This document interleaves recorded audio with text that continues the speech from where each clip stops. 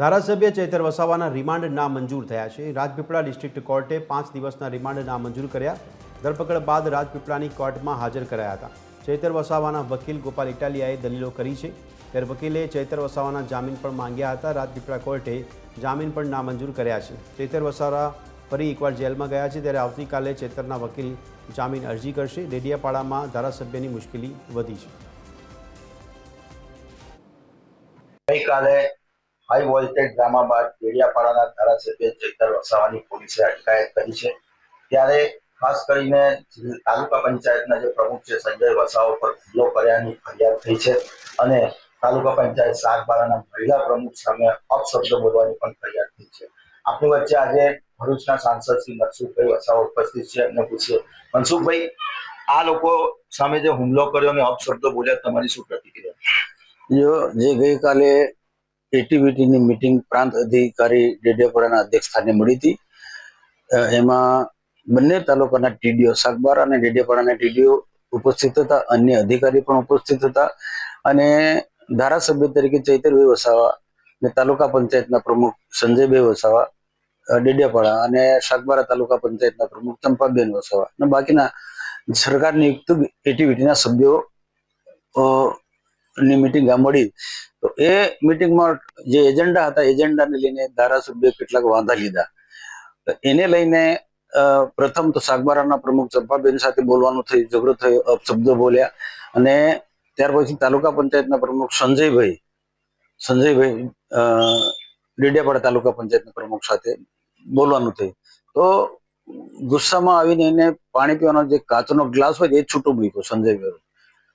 સમય સૂચકતા સંજય વાપરી માથું ઝુકાય એટલે વાગ્યો ના, પછી મોબાઈલ છૂટો મૂક્યો. આ પ્રકારનો ધારાસભ્યને શોભતું નથી. પછી ગાડાગાડી કરી, બંને વચ્ચે બાથામબાથી થઈ. એટલે બિલકુલ આ ચૂંટાયેલા પ્રતિનિધિ આ પ્રકારનું વર્તન કરે એ સારું ના કહેવાય.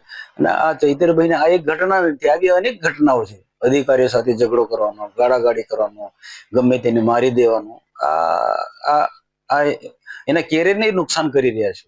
તો ખરેખર તો તેના પ્રશ્નો હોઈ શકે છે. હું નથી કે તેમના પ્રશ્નો ખોટા હોય છે, પ્રશ્નો એમના સાચા પણ હોય છે. તે યોગ્ય જગ્યાએ રજૂઆત કરવા જોઈએ. જે પણ પ્રશ્ન હોય એના ઉચ્ચ કક્ષાએ રજૂઆત કરते. પ્રાંત અધિકારી હતા, પ્રાંત અધિકારીને તમારે કહેવાનું હતું. તાલુકા પંચાયતના પ્રમુખ એ મીટિંગમાં અપેક્ષિત સભ્ય ધારાસભ્યની જેમ હતું. એની સાથે ઝઘડો કરવાથી શું ફાયદો? તો આ પ્રકારને લઈને સંજયભાઈ ફરિયાદ કરી પોલીસ સ્ટેશનમાં અને તાલુકા પંચાયતના પ્રમુખની ફરિયાદના આધારે ધારાસભ્યની ધરપકડ કરી. બીજું સાહેબ, ગોપાલ ઇટાલિયા અને આપના સમર્થકો એવો આક્ષેપ કરે છે કે વિસાવદરની જે ચૂંટણી છે તે ભાજપ હાર્યું છે અને આ જે મનરેગા કૌભાંડ થયું છે એને કારણે ભાજપ રઘવાયું બન્યું છે અને એને કારણે ભાજપના ઈશારે આ બધી ચૈતર વસાવા સામે કાર્યવાહી થઈ રહી. શું છે આપની પ્રતિક્રિયા? જો વિસાવદરની જે પેટા ચૂંટણી હતી એ તો આમ આદમી પાર્ટીની એ સીટ હતી, એટલે જીતે, એમાં શું નવાઈ કરી. પણ આ તો એક બહાનું છે.